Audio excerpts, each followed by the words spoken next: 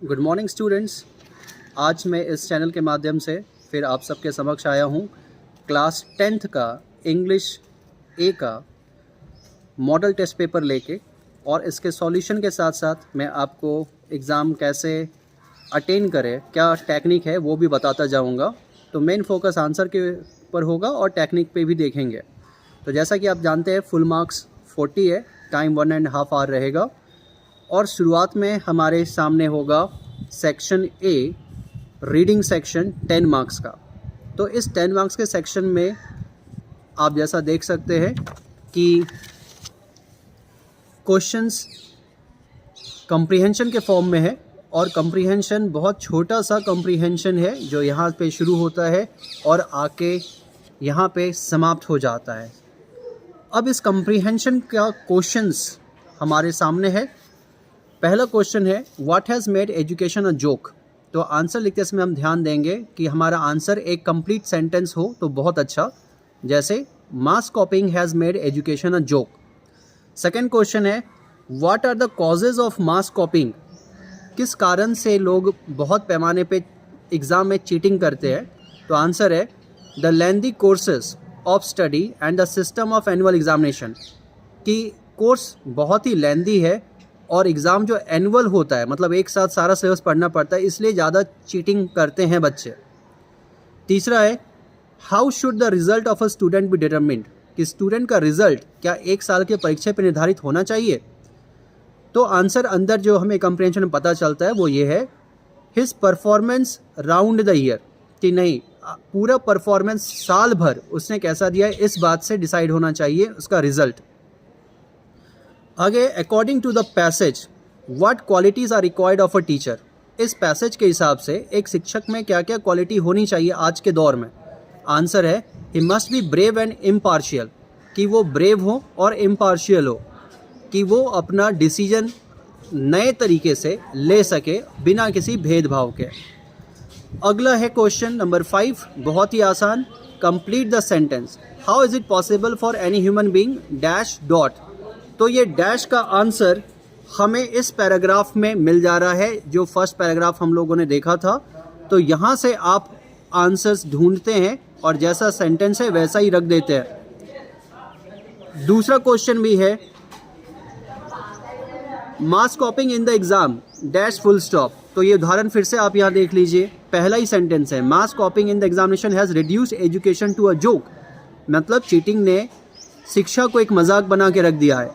तो ये सेगमेंट बहुत ही आसान है, जहाँ पे आपको एक्सट्रैक्ट से जाके जो लाइन है हूबहू ले आना है। तो आंसर यहाँ पे रहा पहले का to express honestly within 3 hours all that he has learn in full 1 year question mark, क्योंकि सेंटेंस में और क्वेश्चन मार्क है। दूसरे का answer mass copying the examination has reduced examination to a joke. अगला क्वेश्चन है हमारे सामने make a meaningful sentence with the word performance. Performance से एक सेंटेंस आपको बनाना है। तो हमने एक सिंपल सा सेंटेंस लिया है our present performance will decide the examination result. कि आज जो आप परफॉर्मेंस दे रहे हैं, पढ़ाई कर रहे हैं, उसी से आपका एग्ज़ाम का रिजल्ट निर्धारित होगा। तो आप सारे बच्चे बहुत ध्यान से पढ़ाई करें। इस चैनल के माध्यम से आपको हर सब्जेक्ट में हेल्प किया जाएगा। अगले प्रश्न पे आते हैं। तो क्वेश्चन नंबर 7 है give a suitable title of the passage. तो वो जो पैसेज आपने पूरा पढ़ा, आमतौर पे पैसेज में से ही कोई एक इम्पॉर्टेंट वर्ड जो आपको सबसे ज़्यादा दिखता है उसको हम हेडिंग या टाइटल बना देते हैं। पर ये पैसेज थोड़ा सा ट्विस्टेड है, तो हमें जो ओवरऑल मीनिंग मिला उस ओवरऑल मीनिंग को हमने बना दिया इसका हेडिंग। तो सिंपल 1 से 3 शब्द में हेडिंग बनाते हैं, जैसा यहाँ पे हमने चुना है कम्प्रीहेंसिव इवैल्यूएशन। मतलब साल भर में बच्चों को हम मूल्यांकन करें, एक परीक्षा से बच्चों का मूल्यांकन ना हो, इसे बोलते हैं कम्प्रीहेंसिव इवैल्यूएशन। तो इस प्रकार से 7 प्रश्न, 1-1 नंबर का 7 क्वेश्चन आपने बना लिया। अब आगे आते राइटिंग सेक्शन एंड ग्रामर। तो ये जैसा आप देख सकते हैं 11 नंबर का है। पहला क्वेश्चन हमारे सामने है सेट में एक letter writing.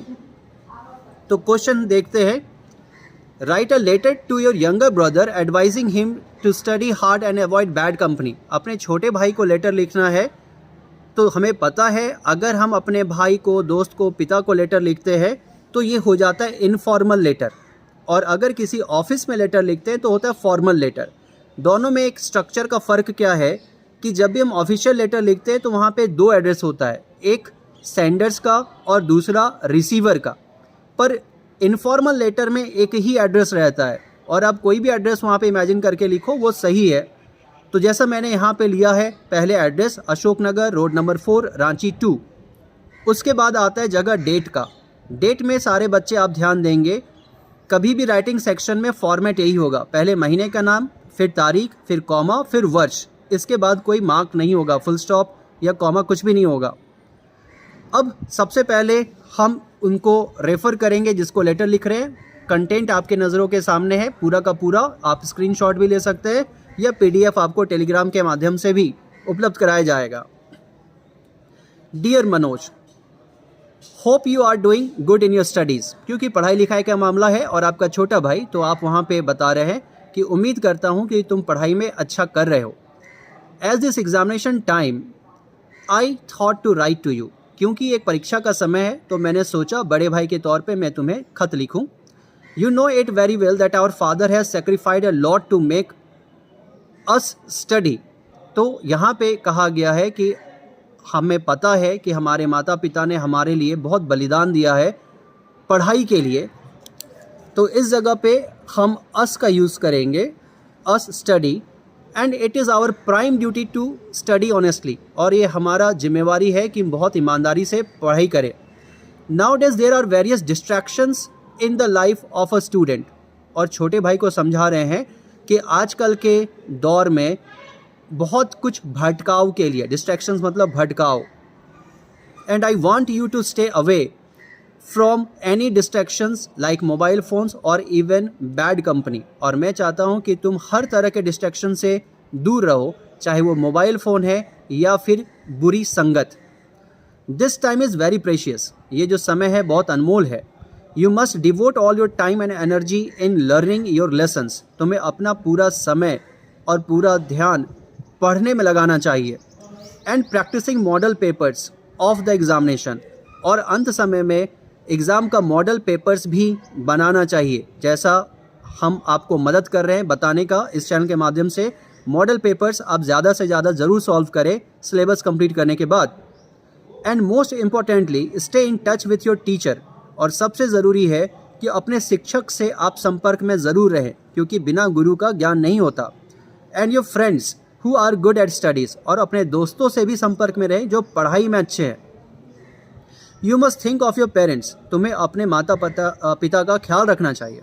And the future of your family. और अपने परिवार के भविष्य का भी ख्याल रखना चाहिए। And I am sure you will make all of us proud. और हमें पता है कि तुम अपने पूरे परिवार को गौरवान्वित करोगे। तो अंतिम में कभी भी हम नेगेटिव चीज़ पे ख़त्म नहीं करेंगे। कोई भी लेटर हो, आर्टिकल हो, हम अंत हमेशा सकारात्मक तरीके से करेंगे। Lots of love, informal letter है, आप इस तरह से बता सकते हैं, ढेर सारा प्रेम। योर्स लविंगली, तो ये बात ध्यान देंगे कि योर्स में एफएस्ट्रॉफी एस नहीं होता है, और योर्स के बाद हमेशा LY वाला शब्द चाहिए। तो योर्स लविंगली। कोई भी एक नाम लेते हैं, जैसा मैंने यह नाम चुना है अमित मुर्मू, क्योंकि क्वेश्चन में कोई नाम नहीं दिया है, तो आप कोई भी एक नाम चुन सकते हैं। आगे बढ़ते हैं।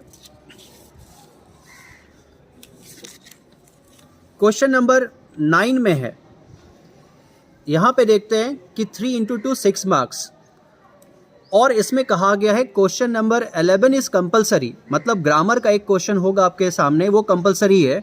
9 और 10 में कोई एक ही आपको लिखना है, दोनों नहीं लिखना है। पर आपकी मदद के लिए यहाँ पे मैंने दोनों आंसर्स लिया है। तो right a paragraph on discipline और वर्क इज़ वर्शिप। एक ही क्वेश्चन में 2 ऑप्शन है, तो एक मैंने चुना है डिसिप्लिन, जो हर विद्यार्थी के लिए, अभ्यर्थी के लिए बहुत ज़रूरी है। तो देखते हैं डिसिप्लिन के ऊपर पैराग्राफ लिखा है। The word discipline has a great importance in every one's life, specially in the life of a student. कि अनुशासन का हर किसी के जीवन में बड़ा महत्व है, खास करके विद्यार्थियों का। Discipline is the only way to achieve the and maintain success for a long time. Discipline इकलौता ऐसा तरीका है जिससे हम सफलता को पा सकते हैं और लंबे समय तक उसको कायम रख सकते हैं।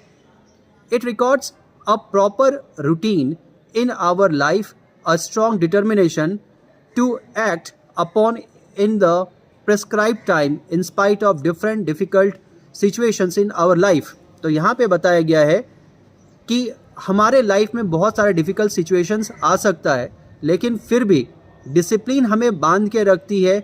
डिटर्मिनेशन के साथ हम अपने काम को अंजाम तक पहुंचा सकते हैं।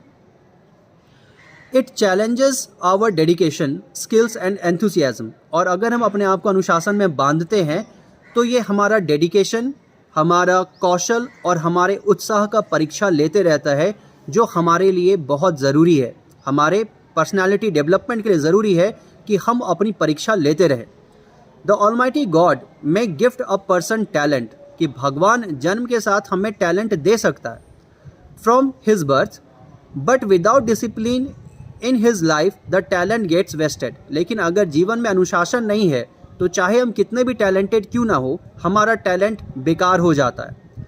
On the other hand, average person when shows strict discipline, hard work and determination, he turns out to be very successful in his life। लेकिन जब कोई एक एवरेज पर्सन भी जब वो शो करता है स्ट्रिक्ट डिसिप्लिन और हार्ड वर्क, तो फिर उसे सफलता ज़रूर मिलती है। भले भगवान ने शुरुआत में कम टैलेंट दिया है, लेकिन अगर हम डिसिप्लिन को पकड़ के चलते हैं तो हमारा टैलेंट डेवलप होता जाता है। तो इस तरह से आप एक छोटा सा पैराग्राफ लिखेंगे और आगे बढ़ते हैं क्वेश्चन नंबर 10 की ओर। फिर से हमारे सामने right a paragraph describing your last birthday party.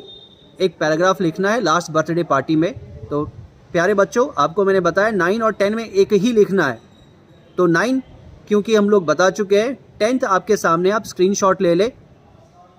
और फिर आगे बढ़ते हैं क्वेश्चन नंबर 11 की ओर, जो कि है ग्रामर पोर्शन।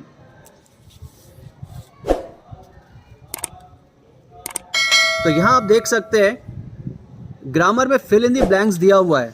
आपको ऑप्शंस रहेगा ब्रैकेट के अंदर, और ब्रैकेट के अंदर जो ऑप्शन है उसमें से आपको चुनना है। तो ये बहुत ही आसान है। जैसा पहला क्वेश्चन है, mathematics dash considered to be difficult subject among students. तो यहाँ पे कंफ्यूज करने के लिए एस लगाया हुआ है, पर हमें पता है कि मैथमेटिक्स एक विषय का नाम है, इसलिए इसके साथ आर नहीं इज़ जाएगा। जो आंसर हमने चुना है वो है इज़, क्योंकि वो एक विषय का नाम है। दूसरा फिर से कंफ्यूज करता है, neither of the two boys. यहाँ पे बॉयज़ देख के हमें लगेगा कि आर आना चाहिए, लेकिन एक रूल कहता है सब्जेक्ट वर्ब एग्रीमेंट का कि आइदर नाइदर ये हमेशा सिंगुलर वर्ब लेते हैं, इसलिए इसका आंसर भी इज़ होगा। तो आंसर बन गया neither of the two boys is in the class now. Number C में देखते हैं, I bought the house dash belongs to Shyama. ये बड़ा कंफ्यूजिंग है। दैट भी सही लगता है और विच भी सही लगता है, लेकिन दैट आमतौर पे हम की के तौर पे प्रयोग करते हैं, और विच एक ज़्यादा अच्छा ऑप्शन है एक प्रोनाउन को बताने के लिए, नाउन को बताने के लिए। तो इसलिए सही आंसर होगा विच।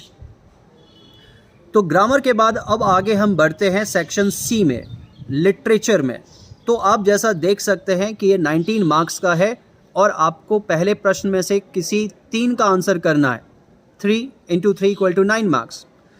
यहाँ पे लाइन दिया हुआ है एक कविता से, और आपको इस कविता से प्रश्न पूछा जाएगा। तो इसको हम बोलते हैं लिटरेचर का कंप्रहेंशन। तो लिटरेचर में जो दिया हुआ है पहले से आप पढ़ चुके हैं, उसको कंप्रीहेंड करना, उसको समझना है और आंसर लिखना है।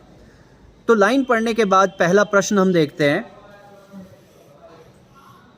Name the poem from where the extract has been taken.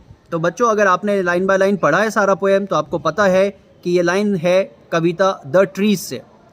फिर है who has written these lines. ये लाइन किन का लिखा हुआ है, मतलब कहने का मतलब है पोएट कौन है, कवि कौन है। आंसर होगा एड्रियन रिच। अगला प्रश्न है, what does the poet say about her head. Poet अपने हेड के बारे में क्या बताते हैं। तो ये आप लाइन्स देख सकते हैं, my head is full of whispers. तो आपको लिखना होगा माई के जगह her, head is full of whispers. तो इस तरह से आपका आंसर कंप्लीट होता है, her head is full of whispers. तो ये 3 नंबर का आपने उत्तर बना लिया। अगला आते हैं क्वेश्चन नंबर 13, जहाँ पे हम देखते हैं फिर से एक स्टोरी से एक्सट्रैक्ट लिया हुआ है, और इस स्टोरी को पढ़ने के बाद आपको आंसर देना है। तो पहला क्वेश्चन है, where did the baker record his accounts. Baker आपको पता है जो बिस्किट और केक बनाते हैं, तो बिस्किट और केक का नाम सुन के आपको समझ में आया होगा कि ये किस चैप्टर के बारे में हम लोग हैं, और ये चैप्टर से हम आंसर ले रहे हैं। The baker record his accounts on some wall in pencil. तो गोवा में जो बेकर्स हुआ करते थे, जो कॉपी पेंसिल के जगह दीवार पे पेंसिल से लिखा करते थे अपना हिसाब किताब। फिर when did the baker collect his bills. जो बेकर थे, जो बिस्किट केक बनाते थे, वो अपना बिल्स या पैसे कब लेते थे।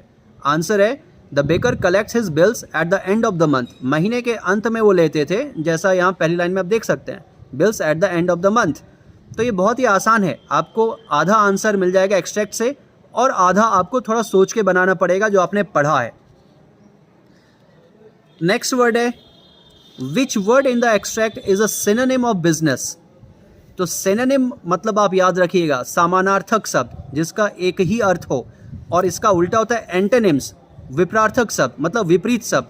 तो सिनोनिम मतलब ऐसा कौन सा शब्द है जो बिजनेस का समान अर्थ देता है दिए हुए पैराग्राफ में। तो आंसर है प्रोफेशन, धंधा, हमें पता है। आगे बढ़ते हैं ओपन क्वेश्चंस की ओर, जहां पे एक्सट्रैक्ट नहीं है, ओपन क्वेश्चंस है। क्वेश्चन नंबर 14 से, what message does the poem animals wish to convey. तो ये चैप्टर जो है पोएम एनिमल्स, ये बहुत डिफिकल्ट है, बहुत सारे टीचर्स को नहीं समझा पाते हैं क्या कहा जा रहा है, खास करके उसमें जो टोकन का जिक्र है। तो ये थीम अगर आपको याद रहेगा तो अच्छे से आप उस पोएम को समझ पाएंगे। तो क्या कहता है थीम, थीम मतलब सबसे मुख्य बिंदु। The poet Walt Whitman mentions that human need to learn good habits and qualities from animals. तो इंसान को जानवरों से अच्छा व्यवहार सीखना चाहिए, विच दे हैड वंस, जो पहले इंसानों में मौजूद था। पहले के इंसान अच्छे बर्ताव के साथ जीते थे, but lost with the passage of time. लेकिन जैसे जैसे समय बीतता गया वो अच्छाई हम खोते चले गए, पर वो अच्छाई जानवरों में आज भी व्याप्त है। ये हमें कवि सिखलाना चाहते हैं। अगला प्रश्न जो आपके सिलेबस से सबसे इंपॉर्टेंट चैप्टर है भोली, उससे, why did Bholi's parents accept Bishamber's marriage proposal. कि भोली के पिता एक बूढ़े आदमी बिशंबर की शादी अपनी छोटी सी नन्ही सी बच्ची से कराने को क्यों तैयार हो जाते हैं। आंसर है it is because Bishambar was a well to do bridegroom. वो इसलिए क्योंकि बिशंबर एक बहुत ही धनी, वेल टू डू मतलब है धनी, ब्राइड ग्रूम मतलब दूल्हा। ही हैड अ बिग शॉप, वो धनी था, उसके पास एक बड़ा दुकान था। ए हाउस, एक घर है, ऑफ हिज ओन, अपना घर, and a good bank balance. इतना ही नहीं, बैंक में पैसा भी बहुत है। He did not even demand a dowry from them, और इतना ही नहीं, उसने कोई दहेज तक नहीं मांगा। तो क्या क्या कारण है क्यों बिशंबर से शादी कराई। पहला तो वो बहुत अमीर है, बड़ा दुकान है, अपना घर है, और दहेज भी नहीं मांगा। अगला आते हैं क्वेश्चन नंबर 16 की ओर, और देखते हैं यहाँ पे क्वेश्चन नंबर 16 में, how is bread an important part of Goan life. तो अभी एक एक्सट्रैक्ट हमने पढ़ा था गोवा के बेकर्स के बारे में, फिर से वहीं पे कि ब्रेड का क्या रोल है गोवा के लाइफ में। तो आंसर यहाँ पे देखते हैं, bread played a very important role in lifes of people of Goa. Goa के लोगों के जीवन में ब्रेड का, पावरोटी का बहुत महत्व है। They are essential for the village, गाँव के लिए बहुत ज़रूरी है। No function, no festival, no party was possible in the absence of bread. पाव के गैर मौजूदगी में कोई फंक्शन, कोई त्यौहार, कोई पार्टी नहीं हो सकता था। मतलब ये उनकी सभ्यता का अभिन्न अंग है। The baker supplied loaves and cakes of these occasions. और जो बेकर हैं इन सारे ओकेजन्स पे हर घर में ये सप्लाई करते थे। Some special breads and cakes are also prepared by the baker. और इतना ही नहीं, कुछ विशेष खास केक्स और ब्रेड्स भी खास आयोजन के लिए तैयार किए जाते थे। It is an integral part of culture of Goa. और ये गोवा के कल्चर का एक अभिन्न अंग है। इंटीग्रल पार्ट मतलब अभिन्न अंग है गोवा के परंपरा का। तो ये है क्वेश्चन नंबर 16।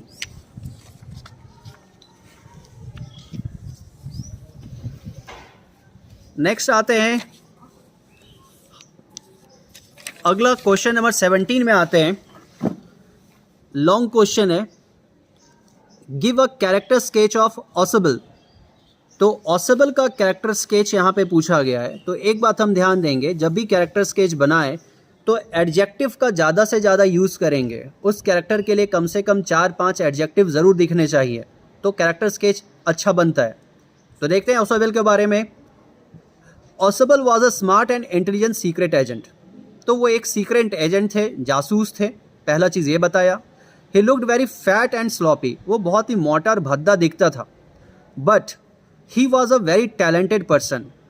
लेकिन उसके लुक को हम इग्नोर करके उसके कैरेक्टर, चरित्र के बारे में देखेंगे कि वो बहुत ही टैलेंटेड था। As he could speak English, French and German, वो भाषा में भी काफ़ी धनी था। वो इंग्लिश, फ्रेंच, जर्मन तीनों भाषाओं का जानकार था। ही had a very important paper for which several man and women had risk their lives. और उसके पास कोई बहुत महत्वपूर्ण कागज़ था जिसके लिए बहुत सारे लोगों ने अपना जीवन दांव पे लगा दिया था। And even max had come for it, और मैक्स भी इसी चीज़ के लिए आया था। तो मैक्स आपको याद होगा कहानी का गुंडा था, विलन था। This quick witted person fabricated a story about a balcony and police on the doorstep to befool Max. और ये चालाक आदमी, क्विक विटेड मतलब अकबर बीरबल का बीरबल याद रखिएगा, क्विक विटेड मतलब बहुत ही चालाक। उसने तुरंत एक कहानी फैब्रिकेट किया। फैब्रिकेट मतलब मनगढ़ंत कहानी सुनाना। उसने तुरंत एक मनगढ़ंत कहानी बनाई जिसमें उसने जिक्र किया अपनी खिड़की के बगल के बालकनी का और दरवाजे पे खड़े एक पुलिस का।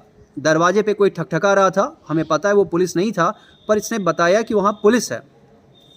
क्यों? टू बिफूल मैक्स, मैक्स को बेवकूफ़ बनाने के लिए। बिफूल मतलब याद रखिएगा बेवकूफ़ बनाना। And the way he eliminated Max was really outstanding. और जिस तरीके से उसने मैक्स को, जिसके हाथ में हथियार था, उसको सिर्फ अपने दिमाग से दुनिया से बाहर निकाल दिया, वो सच में बहुत ही शानदार था, आउटस्टैंडिंग था। Apart from his skills as a spy we came to know that he had a great sense of humour as well. तो सिर्फ वो एक चालाक जासूस नहीं था, वो बड़ा मजाकिया भी था। ये हमें कब पता चलता है? When he talk to Fowler, जब वो फाउलर जो कि इंटरव्यू लेने आया था बातचीत करते हमें पता चलता है बहुत ही मजाकिया था। तो यहाँ पे क्या क्या कैरेक्टर हमें पता चला?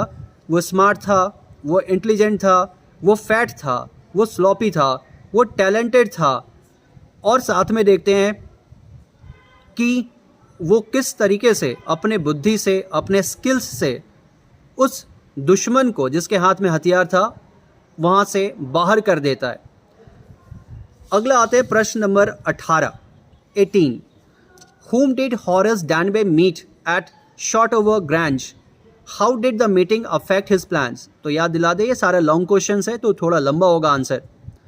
Horace Danby met a young beautiful woman dressed in red. तो हॉरेस डैनबे एक सुंदर महिला से मिलता है जो लाल कपड़े में थी।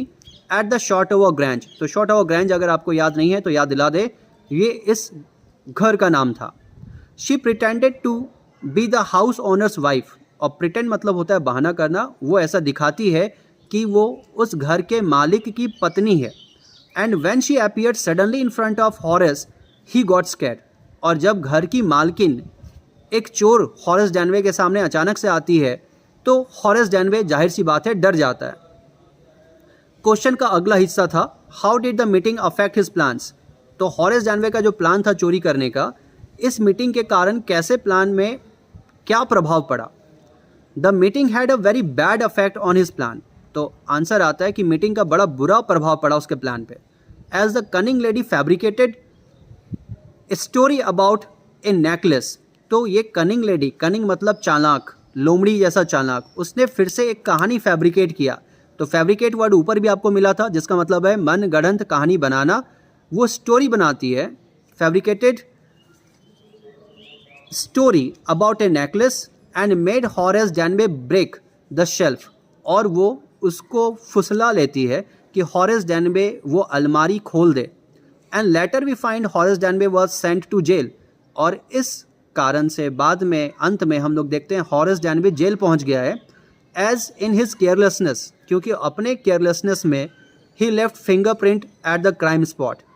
जहाँ पे उसने वो अपराध किया अपना फिंगरप्रिंट वो छोड़ आया। इस कारण से ये चालाक चोर हॉरेस डैनबे खुद दूसरी चोर के झांसे में आके जेल पहुंच गया।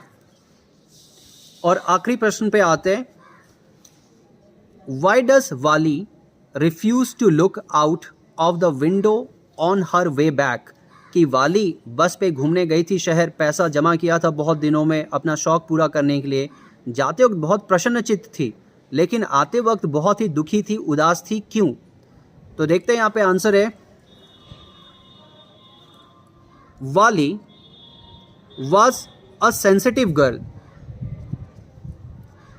ओके, आंसर देखते हैं, वाली वॉज ए सेंसिटिव गर्ल, वो बहुत ही संवेदनशील थी।